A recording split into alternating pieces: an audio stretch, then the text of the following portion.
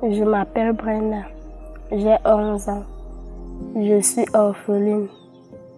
Après la mort de mes parents, un ami de la famille m'a recueilli et a promis à mes oncles de me scolariser et de prendre soin de moi. Quand je suis arrivée chez lui, je suis devenue son esclave et je faisais tous les travaux de la maison. Je mangeais dans les rues, il me battait et me privait de nourriture. J'ai souffert pendant 2 ans dans cette maison. Brenda est une victime de la traite des êtres humains. La traite est le fait de maintenir une personne sous sa domination aux fins d'exploitation. Au Cameroun, les enfants sont les principales victimes de cette forme d'esclavage moderne. L'enfant n'a pas de force devant son bourreau. Devant une grande personne, l'enfant n'a pas de force. L'enfant est faible. L'enfant n'a pas de pouvoir. Parfois, l'enfant n'a pas de mots. Donc, mais nous pouvons éveiller la conscience de l'enfant. Les victimes de traite, elles sont de tout âge et de toute catégorie. Nous avons les enfants. Pour les enfants, nous n'avons pas besoin que l'enfant soit d'accord d'être amené d'un endroit à un autre. Les enfants qui sont confiés à leurs oncles ou à leur tante, à un parent d'une famille, à un ami, pour pouvoir aller fréquenter, trouver un peu des meilleures conditions de vie. Et après, se retrouvent sous l'exploitation de ces personnes-là qui sont leurs tuteurs. Alors, on ne dira pas que l'enfant était d'accord pour venir. L'enfant était, par exemple, d'accord pour vendre les beignets en route et ne pas aller à l'école. Non, l'enfant est victime de la traite.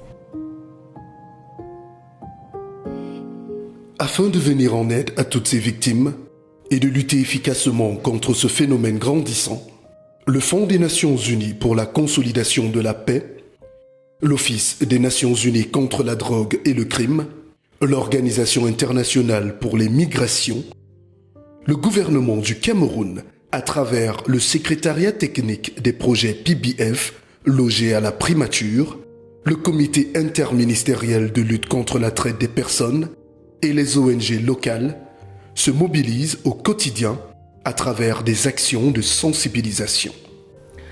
L'OIM a 2 séries d'actions principalement. La première est de s'assurer que ses partenaires, au premier rang desquels le gouvernement et les organisations de la société civile, sont formés et capacités à mettre en œuvre des actions concrètes de prise en charge des victimes de traite et de trafic. La deuxième série d'actions a trait aux activités de sensibilisation que nous mettons en œuvre.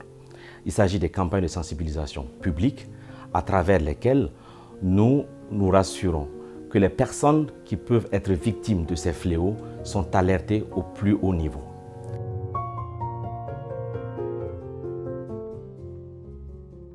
Les autorités camerounaises ont pris toute leur part à cette campagne de sensibilisation et notamment à l'activité qui a été menée à Bertoua notamment et à l'ensemble de la campagne qui est conduite par l'Organisation internationale des migrations.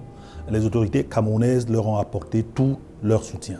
Actuellement, l'OIM accompagne le gouvernement dans l'opérationnalisation de la ligne verte afin de permettre aux victimes de traite et de trafic d'avoir au bout du fil des agents compétents et formés pour être écoutés et référés vers les services compétents. Selon les données de l'Organisation internationale pour les migrations, près de 70 migrants africains meurent chaque mois dans la traversée du désert du Sahara sur le chemin de l'Europe. Pour les survivants, à la merci des passeurs et trafiquants de tout genre, alcool, drogue, prostitution font partie du lot quotidien. Nous réalisons que plusieurs jeunes rêvent de voyager. Plusieurs jeunes rêvent d'aller en Europe, d'aller à l'Occident, de se déplacer, d'aller trouver le bonheur, d'aller chercher le bonheur ailleurs, à tout prix, à toutes les conditions. Et ils ne connaissent pas les prix qui sont, c'est-à-dire les souffrances, les misères qui sont devant eux afin d'atteindre ces rêves. The main reason is poverty. The reason at the base is poverty. And so they want to go and look, as I said, for greener pastures where they can make enough income to support their families back home. That is a major problem that is sending women out. il y a quelques années que j'ai décidé de quitter le Cameroun en destination pour l'Europe, en passant par le Nigeria, le Niger et l'Algérie. Entre le Nigeria et le Niger, je me suis prostituée en trouvant un peu d'argent pour financer mon voyage. En arrivant en Algérie, j'ai fait la connaissance d'un homme marié, gentil et sympa qui m'a enceinté. Même étant enceinte de 8 mois, je me suis prostituée. La police algérienne m'a rapatriée au Niger, d'où j'ai connu l'OIM qui m'a aidé à accoucher.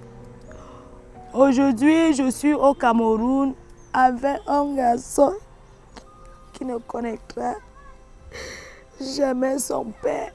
Avec les flux migratoires sans cesse grandissant à travers le monde, et spécialement en Afrique où la migration clandestine prend de l'ampleur, le phénomène du trafic des migrants est devenu une problématique importante sur le continent. Les migrations irrégulières créent de fait un contexte propice à l'exploitation et à la vulnérabilité des personnes. Pour beaucoup, les termes de trafic de migrants et traite des êtres humains sont devenus interchangeables au point que l'on ne parvient plus à les distinguer. Il s'agit pourtant d'infractions totalement distinctes. Le trafic de migrants se caractérise toujours par le franchissement d'une frontière internationale et les personnes qui payent un passeur pour entrer dans un État le font à titre volontaire, du moins en principe. Il est essentiel pour nous de travailler à ce que les notions et concepts liés aux migrations soient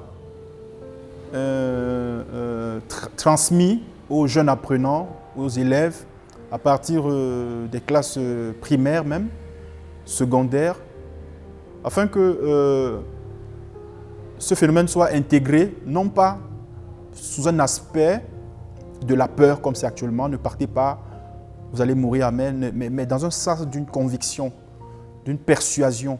Il faudrait que les gens comprennent pourquoi il ne faut pas partir et pourquoi il faut partir.